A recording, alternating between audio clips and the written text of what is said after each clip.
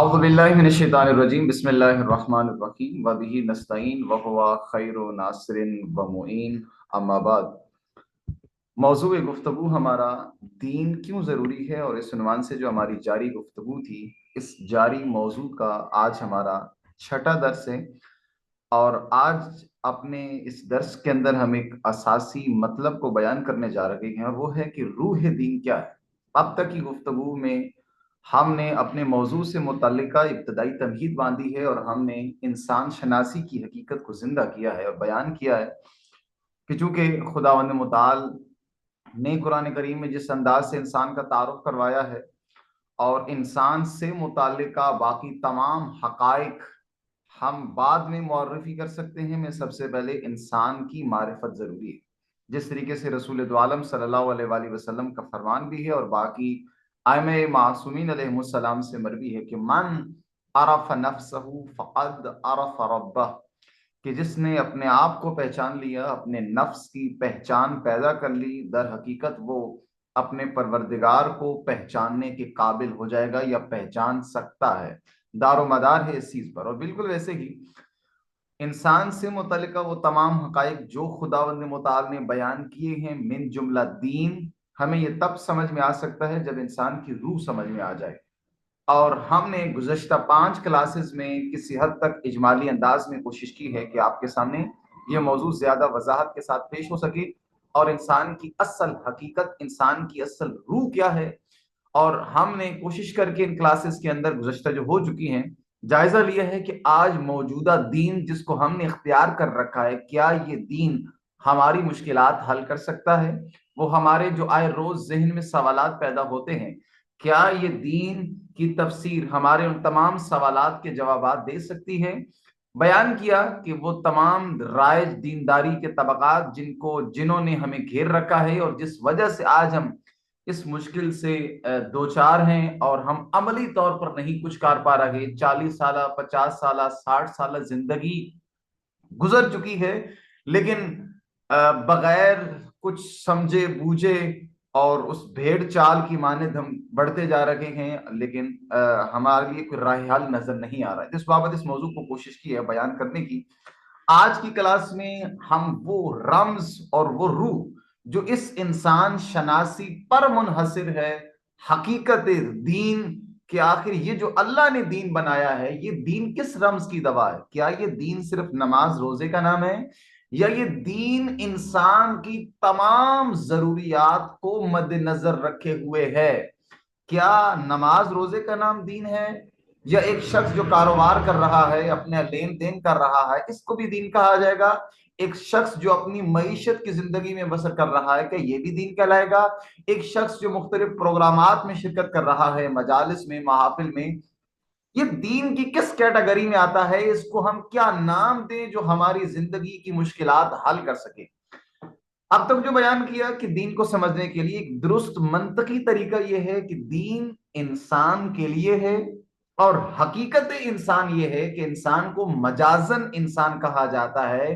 موجودہ کیفیت انسان کی، یہ جسم انسان کا ہے، لیکن روح انسانیت، مقام انسانیت، خلافت الہی کا منصب، یہ تب انسان کو حاصل ہوگا، تب انسان اپنے مقصد پہ پہنچے گا، جب انسان اپنے ارادے اور اپنے عمل سے اپنا انتخاب کرے گا اور اپنے آپ کو خود مقام انسانیت تک پہنچائے گا، خود اس الہی خلیفہ کے منصب تک انسان اپنے آپ کو پہنچائے گا۔ یہ سفر دراصل انسان کے لیے کامیابی کی ضمانت بنتا ہے۔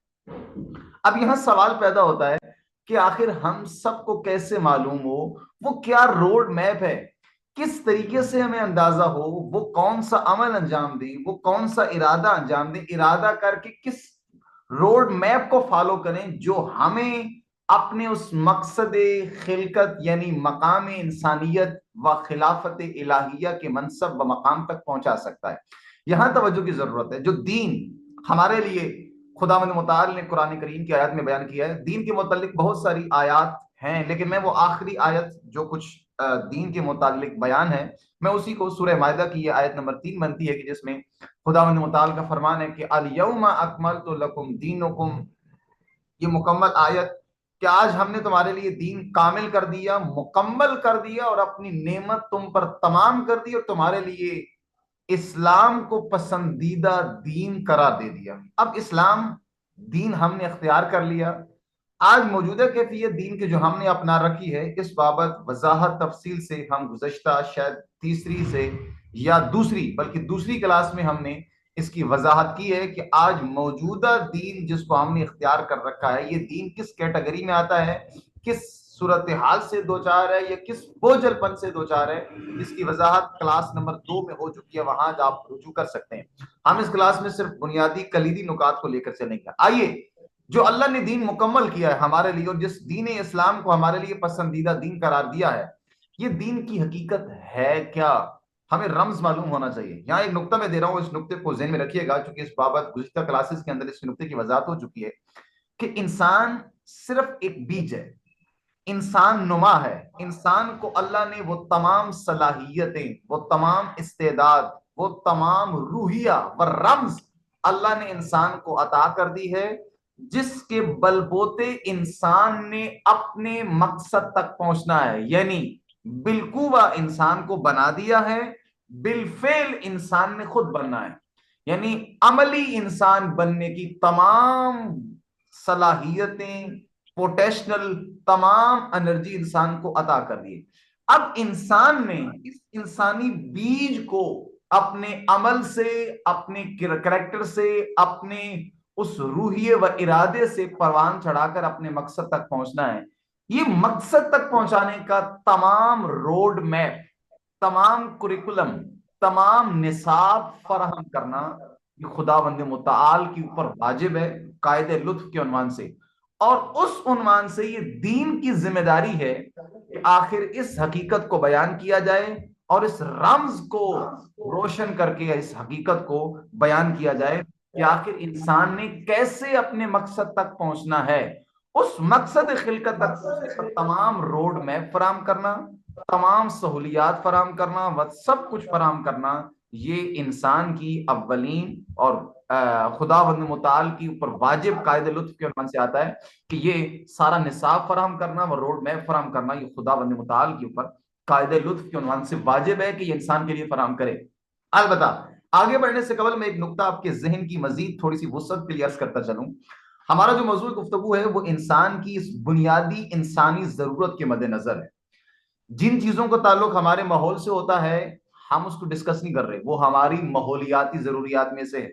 جن چیزوں کا تعلق ہمارے جسم کے ساتھ ہے وہ ہماری جسمانی ضروریات ہیں۔ جن چیزوں کا تعلق ہمارے معاشرے کے ساتھ ہے وہ ہماری معاشرتی ضروریات ہے۔ لیکن جو انسان کے مقصد خلقت سے تعلق رکھتی ہیں، یہ تمام انسانی اور بنیادی ضروریات ہیں۔ یہ نقطہ میں نے کیوں عرض کیا ہے؟ یہ نقطہ میں نے اس لیے عرض کیا ہے چونکہ ماحول کو جو چیزیں چاہیے، جتنی چیزیں چاہیے، ماحول کو اشیاء چاہیے، حیوانات چاہیے، انسان چاہیے، وہ تمام اس ماحول کی ضروریات ہیں۔ ایسا نہیں ہے کہ ایک ماحول کو صرف انسان چاہیے باقی چیزیں نہ۔ جہاں پہ ایک انوائرمنٹ کے اندر انسان رہتے ہوں گے وہاں پہ انسان کو اپنے سے متعلقہ ان تمام اشیاء کی ضرورت پڑے گی، وہ تمام ماحولیاتی ضروریات ہیں۔ جن چیزوں کا تعلق ہمارے جسم کے ساتھ ہے وہ تمام ہماری جسمانی ضروریات ہے۔ جسم کے ساتھ کیا متعلقہ چیزیں ہیں؟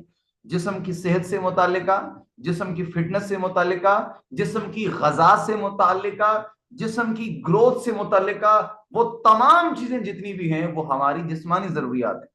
اور جن چیزوں کا تعلق ہمارے معاشرے کے ساتھ ہے وہ تمام ضروریات ہماری معاشرتی ضروریات ہیں۔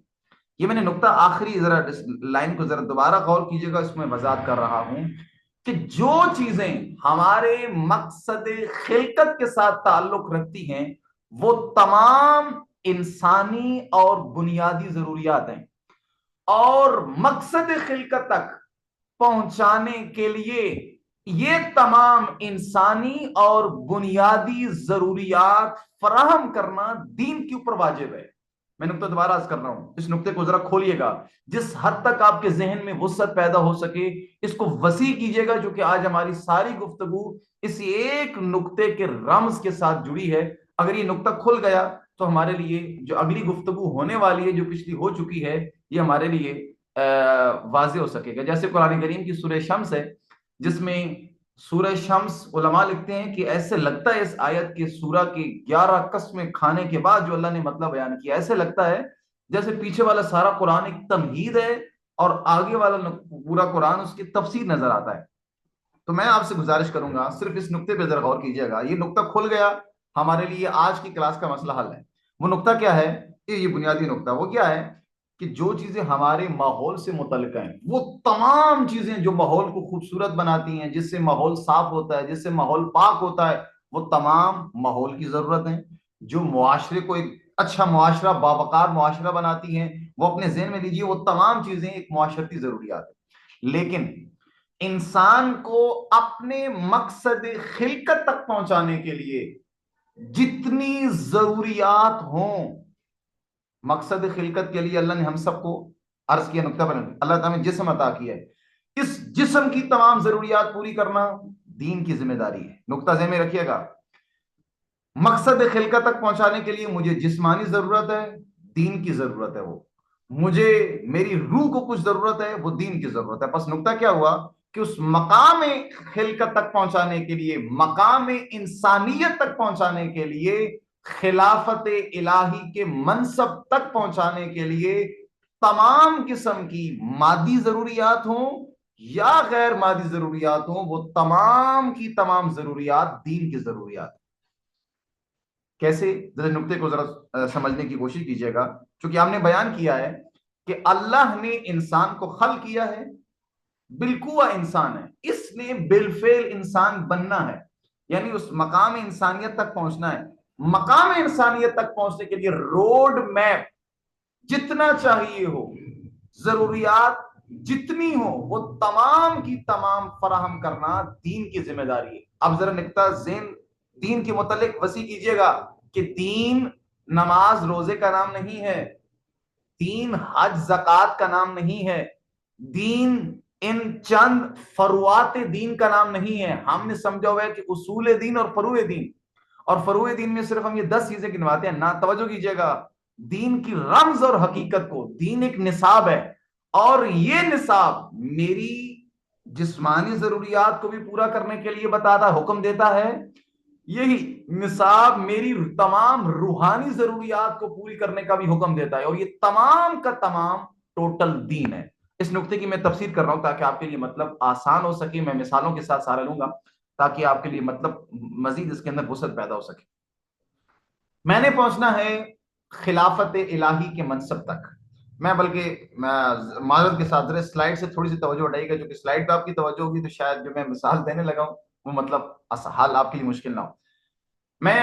میں نے فیصل آباد میں اس وقت ہوں، میں نے فیصل آباد سے جانا ہے لاہور۔ لاہور مقصد ہے میرا، مقصد تک پہنچنے کے لیے میں گاڑی اختیار کرتا ہوں، یہ میری گاڑی ضرورت ہے۔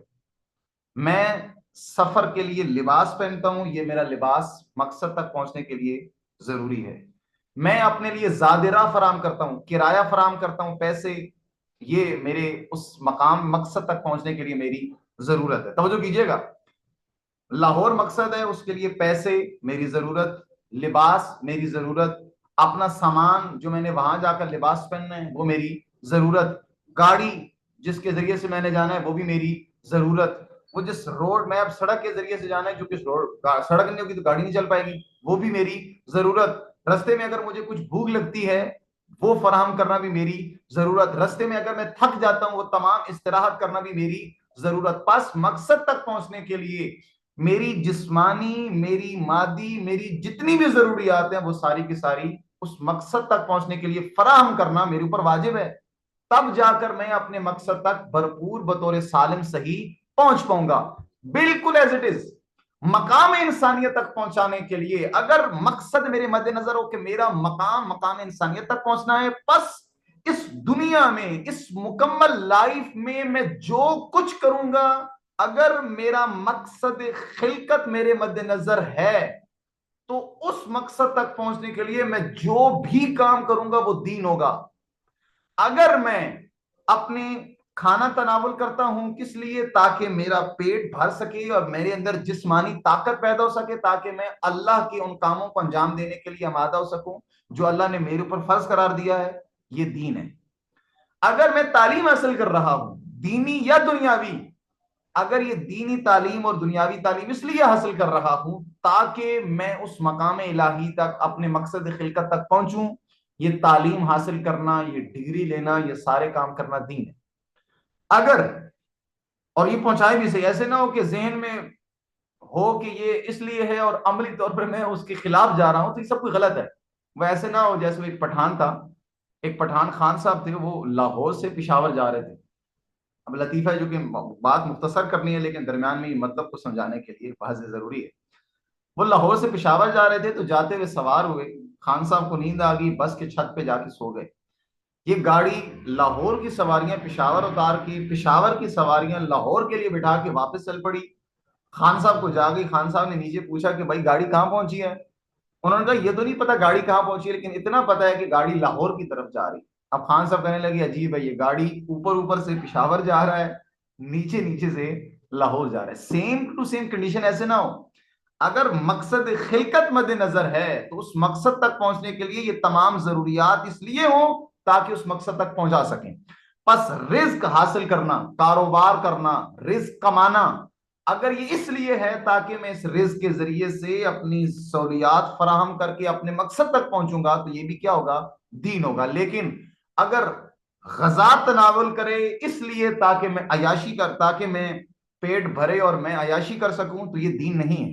اگر میں تعلیم حاصل کر رہا ہوں اس لیے تاکہ میں شہرت حاصل کر سکوں اور کوئی مقام بنا سکوں دنیا کا تو یہ دین نہیں ہے، چاہے وہ دینی تعلیم ہو چاہے وہ دنیاوی تعلیم ہو۔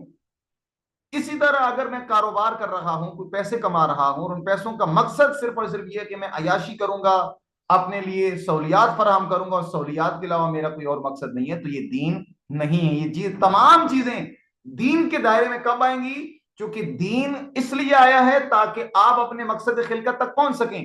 مقصد خلقت تک پہنچنے کے لیے جسمانی ضروریات پوری کرنا بھی دین کی ذمہ داری ہے، اور غیر جسمانی، غیر مادی تمام ضروریات پوری کرنا بھی دین کی ذمہ داری ہے۔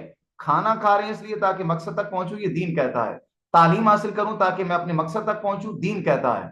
مال و متاع حاصل کر رہا ہوں، یہ تمام چیزیں اگر آپ کا مقصد مد نظر ہے تو یہ تمام کی تمام ضروریات دین کی ضروریات ہیں۔ یہاں نقطہ اپنے ذہن میں ذرا مطلب کو کھولنے کی دوبارہ کوشش کیجیے گا۔ میں دوبارہ گزارش کروں گا کہ دین کی جو تفسیر ہم نے اب تک بنا رکھی ہے کہ دین نماز روزے کا نام نہیں ہے، یہ کنسپٹ ہمیں غلط پڑھایا گیا۔ اور اس کی درست اگر آپ نقطہ لینا ہے تو جناب سیدہ فاطمہ الزہرا سلام اللہ علیہا کا خطبہ جو بی بی نے دربار میں دیا تھا، اس میں دین کے تمام ان پہلوؤں کی وضاحت کے ساتھ بیان کیا ہے، جسے استاد بزرگوار نے انتہائی وضاحت کے ساتھ اپنے تفسیر خطبہ حضرت فاطمہ الزہرا سلام اللہ علیہا میں ڈیٹیل کے ساتھ اس نقطے کو بیان کیا ہے۔ لہذا مقصد خلقت تک پہنچنے کے لیے، مقام خلافت الہی کے مقصد تک پہنچنے کے لیے تمام مادی و غیر مادی تمام ضروریات حاصل کرنا یہ دین کہتا ہے۔ اگر یہ تمام ضروریات پوری کرتے وقت مقصد یہ ہے کہ میں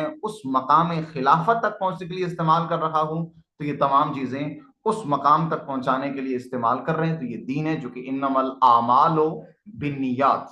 یہاں ایک نقطہ میں آپ کے لیے تھوڑا سا واضح کر دوں کہ بس اب ہم یہاں پہ ایک نقطے دین کی آخری اجمالی تعریف یہ کر سکتے ہیں کہ دین اس کا مطلب یہ ہوا کہ دو حصوں پر مشتمل ہے۔ دین کا ایک حصہ کچھ فرائض دین کے، وہ کہتے ہیں کہ آپ وسائل زندگی کو حاصل کرو۔ دین کا دوسرا حصہ کہتے ہیں کہ کچھ فرائض اللہ نے واجب کیے تاکہ آپ اپنے مقصد خلقت تک پہنچو۔ نقطہ اس کو ذہن میں رکھیے گا، کچھ فرائض وسائل کو پانے کے لیے، کچھ اللہ نے فرائض لیے تاکہ آپ مقصد خلقت تک پہنچ سکیں۔ کچھ فرائض جو وسائل کو پانے کے لیے، کیوں اللہ نے کہا لا دین لمن لا معیشت لہ، حدیث ہے رسول عالم صلی اللہ علیہ وآلہ وسلم کی کہ جس کی معیشت نہیں اس کا کوئی دین نہیں۔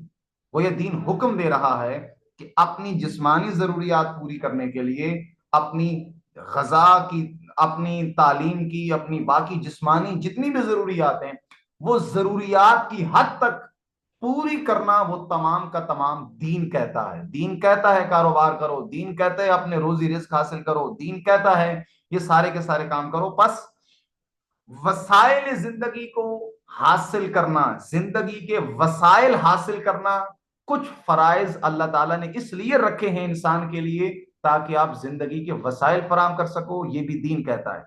और कुछ फराइज जैसे ये जितनी भी इबादत, जितने भी फरुआते दीन है, फरुआते दीन में नमाज, रोजा, हज, ज़कात, खुम्स, जिहाद, अमर बिल मारूफ, नहीं अनिल मुनकर, तवल्ला तबर्रा, ये 10 फरुआते दीन, उसूल दीन व फरुए दीन, ये फरुआते दीन इसलिए हैं ताकि आप उस मकसद खिलकत तक पहुंचने के लिए उन इलाही कामों को अंजाम दें, उन इलाही अहकामात को अपनी जिंदगी में जागुज़ीन करें ताकि मकाम खिलकत तक पहुंच सकें। बस 2 फराइज, कुछ फराइज हैं इस जिंदगी को आसान करने के लिए ताकि ये वसाइल हो तो जिंदगी आसान हो सके।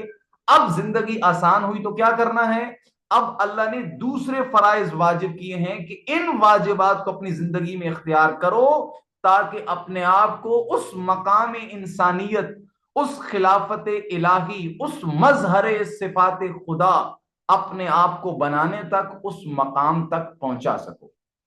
बस दीन ने 2 वाजिब हमारे ऊपर किए हैं, कुछ वाजिब वसाइल को पाने के लिए और कुछ वाजिब मकसद खिलकत तक पहुंचाने के लिए। लेकिन यहां पे एक जो दर्दनाक पहलू निकलता है और आज हमारी मौजूदा कसम पुरसी और मौजूदा कैफियत जिसने हम सबको इस तबाही से दो चार कर दिया है, वो क्या है? इलाही बुनियादी जरूरत